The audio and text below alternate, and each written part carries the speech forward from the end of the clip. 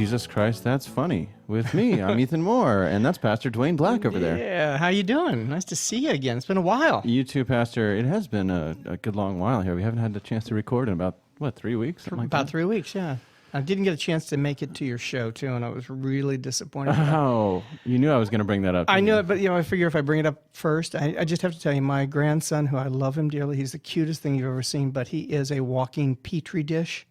And he got me sick as a dog. And Friday, I would be nothing. You would have said, throw the guy out coughing. Just throw him out. So I'm shooting for the next one. If this was the first time you'd promised to come to a show and didn't come, I might have bought the excuse. Come on. But seeing as how it's about the fifth time. Well. Wow, Pastor. Okay. I can't lie. I gotta tell you the truth. No, it's all right. Well, the show, the Butch and Femme comedy show. Right, and I'm going to get one of the T-shirts, right? You're going to get a T-shirt. $25 a piece, right? We're going to sell you one. Are you going to put them online? Can I get them online? You know me, so you can get it personally. But you can't if you're listening out there and you want to support the comedy tour I'm on with Anna Lepoli, you can go to butchandfemmecomedy.com and you can get a T-shirt on there. And it's an Andy Warhol-ish T-shirt. I mean, it's really good. Yeah, really, really nice. Our logo was Andy Warhol inspired for Butch and Femme comedy. Absolutely. And it's four panels. It's kind of like the Marilyn Monroe thing with the multi-panel thing he did of her with the it's about 3 or 4 different colors and primary colors, and then we put instead of putting Marilyn's face over and over and over, we put a picture of me. Just like a regular picture of me in a suit, and then with my face, and then a picture of me in drag, and then a picture of Anna. I'm sorry, what did you? I didn't miss that last picture part. of me in drag, and then a picture of Anna dressed as a male, and then a picture of Anna, in her looking more feminine. So and we're supportive of you being open, and we think that's important. So everyone keeps telling me they're supporting me, and I don't really know what it means. I assume they mean they're supporting my comedy career. They're telling me, whatever you want. That I have They say I have a lot of courage. It takes a lot of guts, and I'm like, it is hard to be a comedian. Well, whatever you want to call that, that's fine. Dressing up as a woman. Well, whatever you want to, however you want to label that. Because we're really not into labels. But I label it sexy. You do? I enjoy it. I did a drag shoot, a new drag shoot the other day with Anna. No. And we got really ridiculous. Really? Yeah. When do we see that, or when do we not see that? I think we'll have some photos out in the next week or so. Or you didn't do that thing with the black tape over the eyes or anything like that? What's that? Haven't you ever seen the old things with black tape over the person's face and their eyes and stuff? Oh, is it like a not safe for work type picture? Yeah, right. That's right there. I did do a couple of upskirt shots with Anna, so who knows? Oh, no. And I was wearing the skirt. That's right. So who knows what you could see in some of those. That is so scary. No, it was great. I had my stylist in Wilton Manors yes, of course. do my face. And it took about an hour. He did all the makeup, and he put me in full drag makeup. And who was your stylist? Who? Eduardo Moreno. Oh, okay. Eddie. He does my hair. Hair by Eduardo. I've heard that. I've heard of him. He's a great guy. He's been supportive of my comedy whatever career. You want to call it. Yeah. Comedy career. Comedy, yeah. If you want to use that terminology, that's great. I feel like we're dancing around an issue here. I just want to point out to everyone out there, especially the single ladies out there, I am straight. Right. I'm heterosexual. Okay. But I do think I look pretty good in a skirt. And drag makeup. There's nothing wrong with dressing up as a woman for a comedy. Do you find women attractive? Absolutely. Okay. And do you find women that are attracted to you dressed in that? Well, I'm still searching for that perfect girl. That's right. Where do you think if I come to church on Sunday? Yeah. Do you ever listen to old Lou Reed music? Are we going to take a walk on the wild side here? That's Pastor? Right. He was a she? Good. Yes, yes, exactly. It's funny. Lou Reed had a whole catalog of music, and that's the only song that ever kind of everyone's like, "Oh, Lou Reed, Take a Walk on the Wild Side," but he had album after album after album of really good songs that no one really paid attention to. It's very, very underground. One of his last albums that he put out, it was out of New York City type of thing, and it was a beautiful album. And it really, really, really good songs. None of it made him big, but he was really great stuff. Yeah. I've listened to that album. I think I listened to that when I was on drugs or something. That's It was very trippy. Yeah, it was many years ago. No, Lou Reed's great talent. Anyway, I'm straight, is what I'm trying to say, Pastor. Yeah. Well, I'm glad. And listen, whatever you are, it's okay. You know, and it's funny. support you and whatever. Thank you. Do. Some people have been saying, Ethan, you should go off on stage and drag and do jokes. And I realized though, like, how do I do that? Because then I'd have to do jokes about like the fact that I'm in drag. You know, I don't think I could just do like my regular jokes. Who was it that used to do jokes in drag? Eddie Izzard. Izzard, right? Yeah. Yes. Yeah. I don't know if it's Izzard or Izzard. I heard people say both, but I always think Lizard, so that must be Izzard. Izzard, yeah. I used actually one of his videos in a sermon one time, and I thought that was so good. Yeah, because it was like there's nobody I know that could say I used an Eddie Izzard video in a sermon. Is that the goal of a sermon? Is to no, when you hang out with your other pastors and you're drinking brandy and smoking cigars, do you share tales of who used the most outlandish? Have you ever used Eddie Izzard? Yeah, it's bragging rights. Let me tell you, I did one time. No. Is that what happens? No, but it's like, how do you relate to people that like go, oh my gosh, man, he's used Eddie Izzard. I can't believe that. That is so cool. And the people that knew who he was, that was a big deal. I was like, wow, that is really cool. All right, yeah, if you say so. It was. I'll show it to you sometime. Okay. Go. I'm curious. Well, anyway, yeah, I guess I could do that. I feel like it would be too distracting. Because I realized early on in my comedy career that you can't, like, it matters a lot what you look like. Because as soon as you walk on stage, people are making assumptions about you. And so I used to kind of just go on stage. I had like wild blonde hair, it was dyed, and I would wear like a tight, like pink shirt. And I had like sneakers and like ripped jeans and stuff.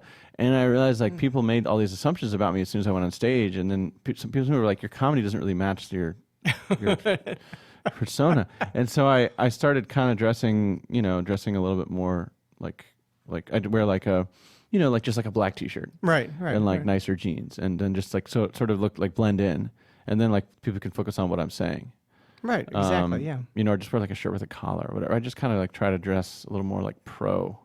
And I found that was helpful. But maybe now I'm at the point where I should start experimenting again and trying new things with how I look on stage. Well, yeah, I mean, the way you dress when I see you, around is always so, it has an edge to it. It says, whenever you see me around, I'm usually on my way to yoga. I'm just wearing. I know. Well, that's and people are like, oh man, he's into yoga. Isn't that cool? That's really Yeah, I'm just wearing like workout clothes. But yeah. But yeah, I'm gonna. I don't know. I'll take it under consideration. But it's the stretching and posing that you do up and down the hallway. Right. That's always in drag. This time I had all this eye makeup on. He actually he covered my entire eyebrows with like glue and foundation and all, so you couldn't even see my eyebrows. And then he painted eyeshadow all over my actual eyebrows, and then drew new eyebrows in.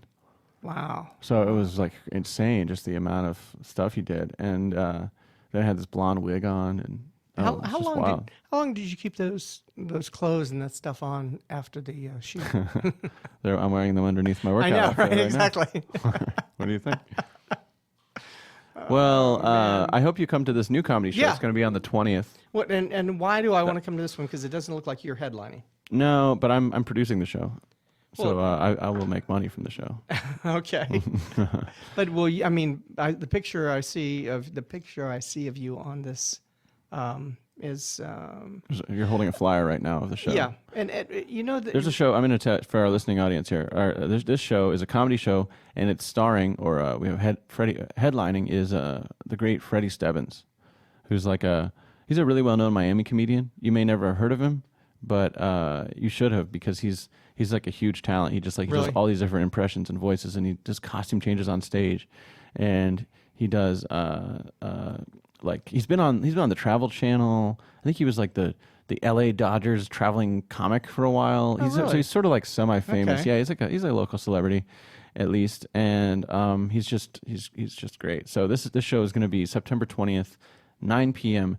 at the 33rd Street Wine Bar in Fort Lauderdale, in the North Beach area, right over here. Tuesday, September 20th. Right? Tuesday, September 20th. This Tuesday, if you're listening. Yeah. And it's free, but you have to buy some wine if you show up there. Of course, yes. Of course. But there's no actual admission charge. and it's going to be Freddie Stebbins headlining, and then Lisa Correo, who's a great talent. She's actually is a South Florida comic, but she's now moved to New York, and she opens for like big people like Patton Oswalt. She's Really? opened for him Wow. before. Okay. She opens for him all the time, actually. We've also got a local comic, Mike Atcherson, really funny guy. He's advanced in Florida's Funniest because he was like a finalist or something in Florida's Funniest, and he is just a great guy. He's a friend. I like him. And then I'm doing it with my buddy Eric Rosenblum. He and I are co-producing the show, and then we'll both do some time. I'm probably going to host the show, so I'll be up there all night. So when you host the show, that means that you kind of bring the acts on, you do little things between it. Is that what that is? Because is it Back to the Future type of thing or something? Because I can't make out this picture of you. It looks a bit like the Back to the Future professor or something like. Oh, because my hair's all wild? Yeah. Is it? It's strange. It's I look kind of Christopher Lloyd. Lloyd. It's a little bit scary, but... I look like I'm sticking my finger into an electrical socket. That's a scary, yeah. I didn't think it was that scary. I'm just like, what's happening? Okay, well, comedy and I don't mean that surprising. in like a bad way. I mean that in a good way. It's, okay. It's an eye-catching photo. It is. It's very eye-catching, yes. All right, well, anyway, so come to the show. Okay. Pastor, please. September 20th, 9 o'clock, Wine Bar. That sounds good. I like it. Okay. Okay. I know you're not going to come, so it's okay. I'm going to call your wife and be like, listen, do you have a gun in the house? Could you point it at Dwayne? She wants to come really badly. I know your wife wants to come. And it's funny. And last Friday when you were doing your show, and I looked on Facebook, and I'm like, oh my gosh, she's got a show tonight. And I said I was going to be there, and I'm going, but I'm sick as a dog. I can't let my wife see this, because if she sees it, she will be like, I don't care how sick you are, man. We're going. That's funny. So it would. So I turned it off completely and disconnected the. All right. internet. Well, a chance for redemption on September 20th, which is also my birthday, incidentally. I did see that. Yeah. That's really kind of cool. So what are you going to do for your birthday? I'm going to host a comedy show. That's Yeah. Yeah, but I mean, are we gonna do anything for your birthday? That'd be kind of nice. I think some friends tomorrow night. Some friends and I are going out and maybe see a few dancing girls or something like that. What? Yeah, we're gonna hit up a couple of gentlemen's clubs. Oh no, really? Okay. Yeah, it's funny. Yeah. Like my sponsor, everyone here listening knows I'm in recovery, and my sponsor actually, when I first got in recovery, I told my sponsor, I was like, yeah, I like to go to strip clubs. And he was like, no strip clubs until you do your fourth step. And I was like, okay, your sure. Fourth step. What's that? What's the fourth step? The fourth step is when you do a moral inventory. Ooh. Yeah. And he was that was good. That was, Yeah, and I was like, no problem. I did the first 3 steps in like a couple months. And the fourth step took me about 9 months. And then so I didn't go to a strip club that 9 months. But then the day after I finished my fourth step, I was like, all right, I'm going to a strip club. And I told my sponsor, and he was like, I thought you were going to be so sad after doing your fourth step that you wouldn't even want to go anymore. And I was like, said, no way, man. No. So I go into a strip club the day after my fourth step, and I go in and I sit down, and this stripper comes over and starts talking to me. Within 60 seconds, we're talking about recovery. She's telling me she's a heroin addict, and she wants to know how I stopped using drugs, and oh wow, can I help her? Is that so cool? That is so cool. I love it. No, not really. Because here's the thing: when I go to if I go to like a Narcotics Anonymous meeting or an AA meeting, I'm like, oh, that's great. We can talk about recovery. But when I go into a strip club, I'm actually hoping the strippers will not get into recovery. That's right. Hoping they will stay sick. And this girl actually, out of all the other guys, she's talking to you about recovery. I mean, is that a God thing or what? That's God. That's a God thing. God, anywhere, any place, you go into a strip club and God's going like, okay, I'm going to send her over and he's going to talk to you. I actually think it's more of a devil thing. No, I love it. I think it was like I was being tormented, No, I love it. That's so good. Beautiful girl too. She's like, I remember she's like, hey, I'm a porn star. Great. This is my porn star name, and blah blah blah. I'm like, wow, this is great. So did you help her at all? Did you say like, this is how I got off, and this is what I was doing? And yeah, I actually ended up going out with her to we went to like a Waffle House or something, and I had a long coffee. Had coffee, and we had a long conversation about recovery. And I was like, man, how can I turn this into some sort of casual encounter with a stripper / porn star who's like beautiful, and like I could see her like in her eyes, she was on heroin, and I was like, oh man, I can't do it. No. I couldn't generate the lust, Instead I had compassion. I was like, I hate recovery right now so much. Step 4. Yeah, I was so frustrated. I was like, damn it, I'm turning into a good person. This is awful. I love it. See, this is so good. This is so good, man. You're not supposed to see strippers as human beings. Yes, right. They're objects for me to abuse. Oh, I love it. Do you remember her first name? Oh, we won't say it on Okay. here. Oh, my God. That was not the greatest. That's really cool. I love that. That's great. No, I guess it was good. It was good for her and good for me. I don't know. Yeah. Who knows? You may have been that little bump that kind of, nudged her to maybe next time, be a little I think serious that little bump was the one appearing on her, yeah, right. some part of her body. Anyway, well, Pastor, so speaking of recovery, what else has happened since we last talked? Oh, so remember the whole story about May? Yeah. Did that ever work out? Newsgirl May on Sex on Kava, my other podcast. We had a sort of a falling out on the air, which was on episode 213 of Sex on Kava. And it was sexonkava.com, by the way. You can also get it on iTunes. And it was a bombastic moment, and it kind of turned into this whole thing where I realized that I had upset this girl. I'd actually hurt her, and I had to apologize according to my program of recovery and my sponsor. So I waited about a month and a half to do that because I had a lot of feelings about it, and I just didn't know how to, process it. We were talking about this last time. Yeah. And I hadn't seen her in forever. So she stopped. She's a local comic here in South Florida, and I hadn't seen her at any open mics. So it was just weird. I was like, what happened to her? So it turns out, devastated, hurt, suicidal probably. I don't think so. I mean, I'd still see her posting on Facebook and stuff. Just I didn't happen to see her at any open mics. So a couple weeks ago, maybe right after we did our last episode, I don't know. It was pretty shortly after that. I happened to run into her at an open mic. Right. And so I texted her because she was across the room and ignoring me. Right. Yeah. So I texted her and said, "Hey, if you have a moment, I'd really like to talk to you." And totally text silence. She's not writing anything back. And then I'm I keep seeing her talking to my friends and stuff and right. laughing and obviously she knows I'm there. She sees me. She's getting the text and she's just ignoring me. And I'm like, gosh, she's still really mad. And one of my friends looks at me and he's just like, brr. He's it's really cold in here.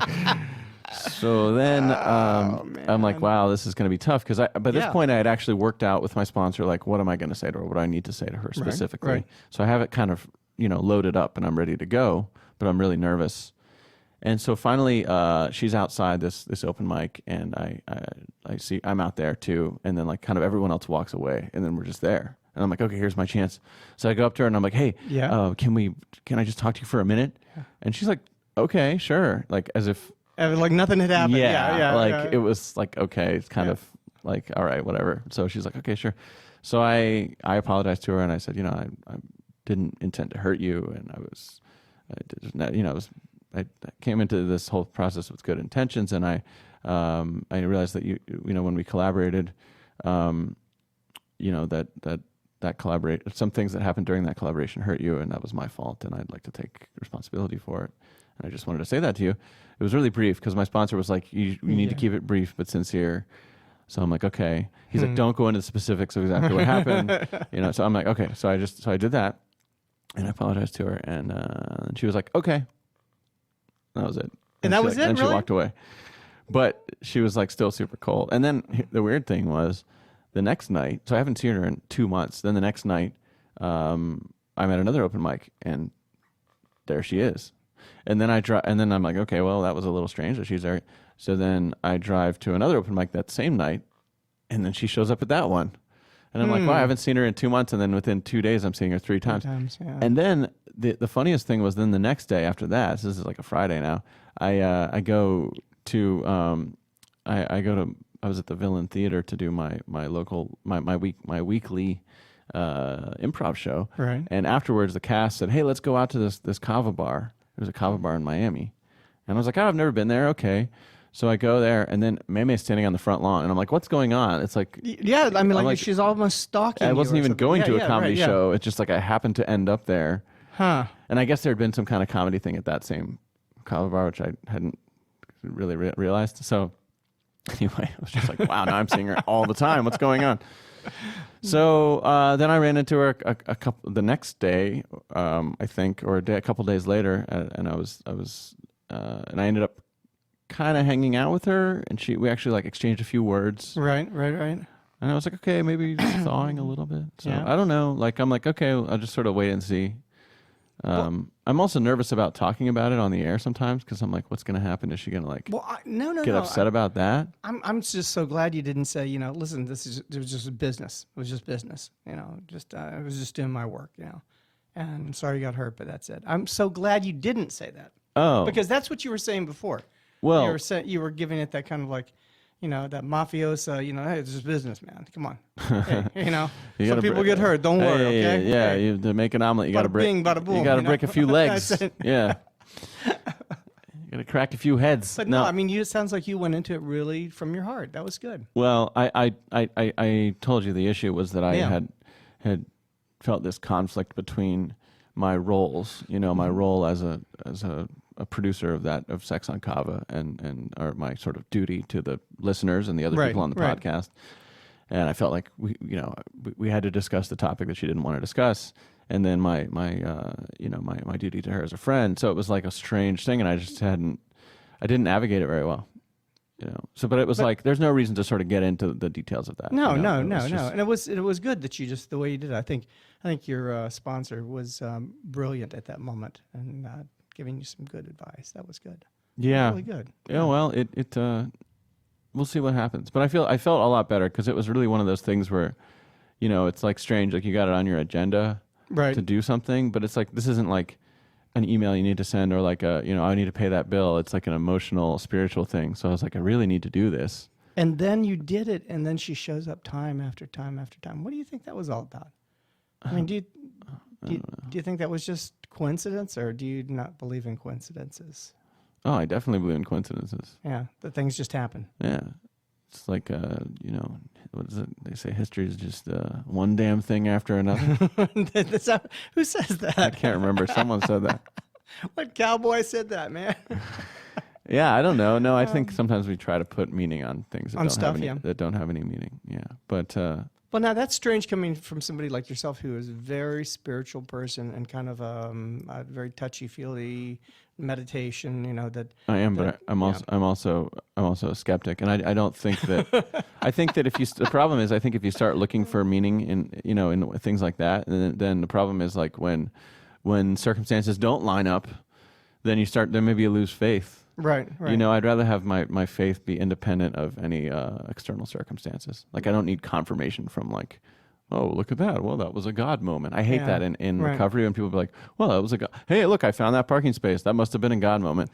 No. No. Relax. Just all the focus. things God has to deal with in the world, and you're going, but He's watching out for that parking space for you, man. Don't worry, He's got it. Yeah. Yeah, or people start talking about like, well, that my daughter's birthday, and then if you add those numbers together, it's the same as my sobriety date. I'm like, okay. Just relax, man. Well, if they can live in that, it's I don't. But no, they're wrong and they're stupid. It cannot be. No, whatever works for you. Whatever. Okay, now works. so last night I get a phone call. My dad has gone to the hospital. Okay. Okay, and so he's up in North Carolina. My mom has an issue with when she drives, she sleeps. She'll fall asleep. Like actually swerve off the road type of thing. Wow. Okay. And so they are now at a hospital. Dad's being, checked out because they're not sure what the issue is. She's the only person who can drive him home. And I'm thinking, I need to fly up North Carolina and take care of them because things are just, they're too loose up there. Things are not right. And so I start trying to make arrangements, I'm on an airplane, all that type of thing. And I can't do it. Every arrangement I try to make is not going to work. Every one goes through. And by the end I go, you know what? I really feel like there's something going on here that this door just isn't opening right now. Yeah. And we slowed down. And 10 minutes later, I got a phone call from my dad saying, no problem. I've driven home. Everything's okay. Everything's going to be fine. Don't fly out. Okay. And I was so ready to book, $1,600 trip, Ooh. up there Yeah. and back, with the idea that, but suddenly it just kind of like, no. I actually I can relate to You know what that. I'm saying? Yeah. Have you ever had that happen? Well, yeah, in terms of like the idea that I think that to me that's almost like a faculty that the human potential or something that we ignore a lot, which is like I think that it's just almost like listening to your intuition, or like kind of I actually think it makes sense to kind of try to read.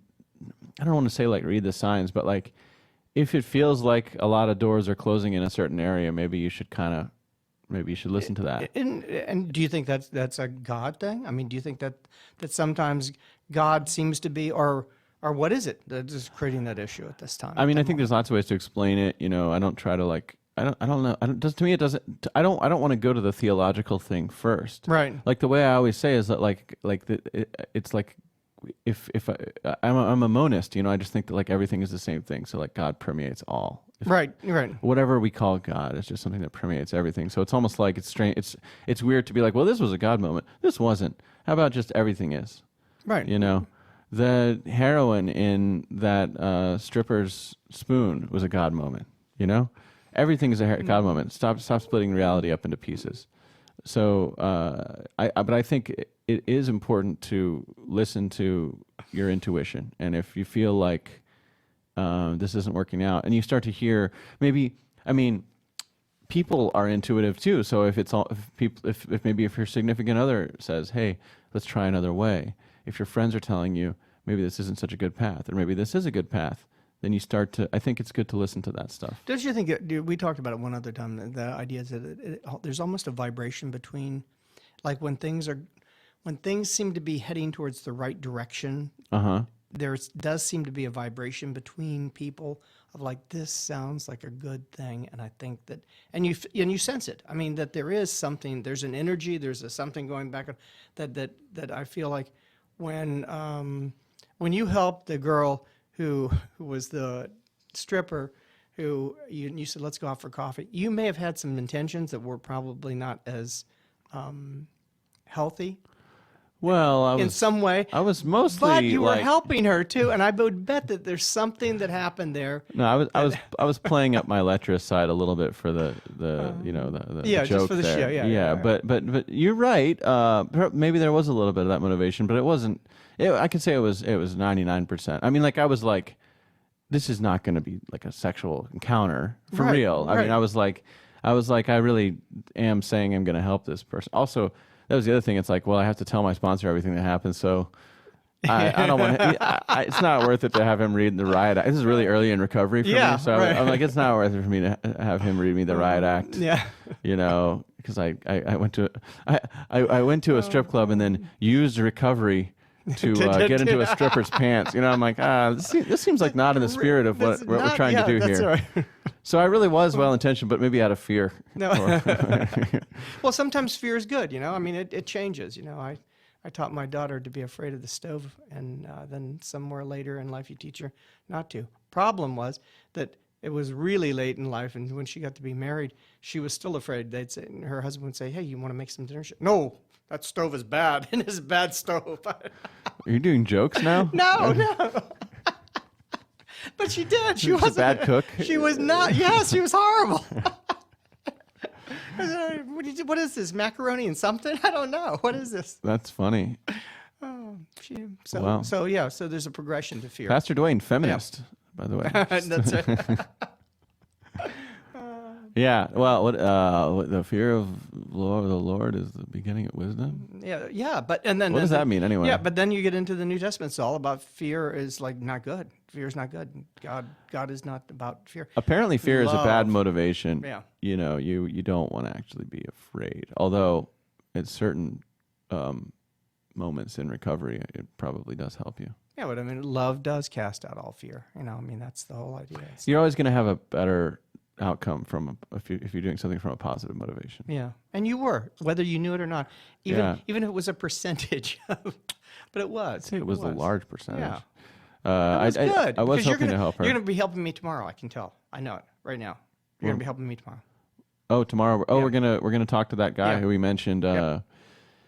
We mentioned yesterday, Yeah. or not yesterday, but on the last episode, you were talking about this guy who I guess I'm going to do some 12-step work. Right. With. He guy who's you said he's gay. He's in the ministry, and he's kind of feels like he's been kind of outcast out of every group, and now he's drinking and he's not needing recovery. Yeah. really desperately needs recovery. So I guess we were just talking to my sponsor out there, and I guess this is going to be. I just finished the 11th step. So this is going to be This perfect. is going to be my first 12th step call. Yeah, I finished really it yesterday, so we're kind of really jumping into it faster than I would have wanted. But okay, But that's cool. That's cool. So we'll tell people next time about how that went. I don't want to build it up too much because, like, what if something terrible happens? I guess it'll make for interesting radio. Yeah. I'm a terrible person sometimes. No. Okay, interesting. All right, well, Okay. we'll give you an update after we find out what happens.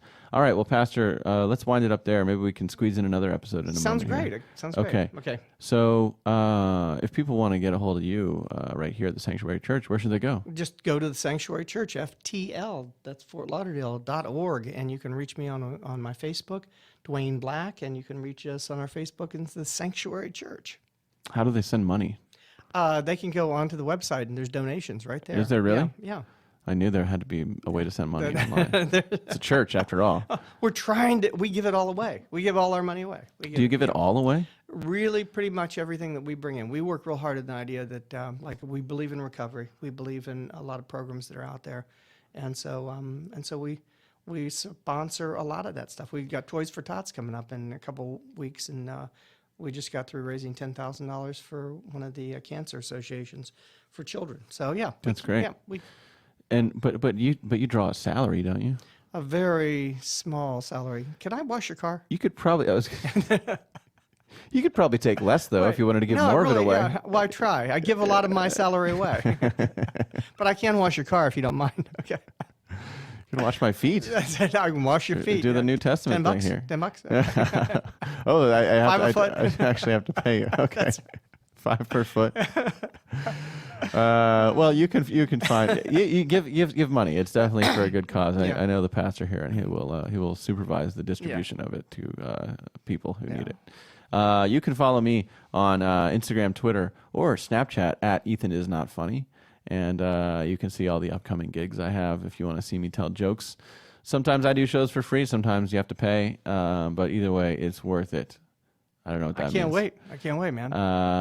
Yeah. So T-shirt. I also don't make very much money.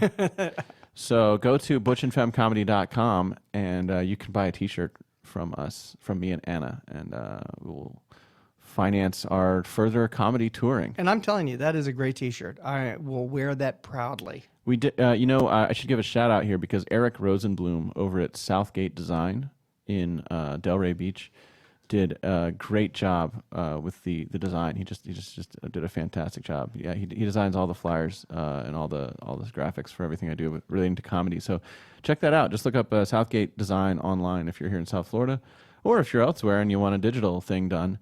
He does great work. So check him out. Really good. That was a very good design. T-shirts, my posters, flyers. Yeah. My first degree was in fine arts. I'm telling you, that's a good design. He's very solid. Yeah. All right. Well, thanks for listening. Oh, and if you'd like to write us here at Jesus Christ That's Funny, you may do so at Jesus Christ That's Funny at gmail.com. You got it. That sounds great. And don't forget to go on iTunes and give us a 5-star rating and That's it. review. Thank you. I appreciate that. God bless you guys. Have a great night.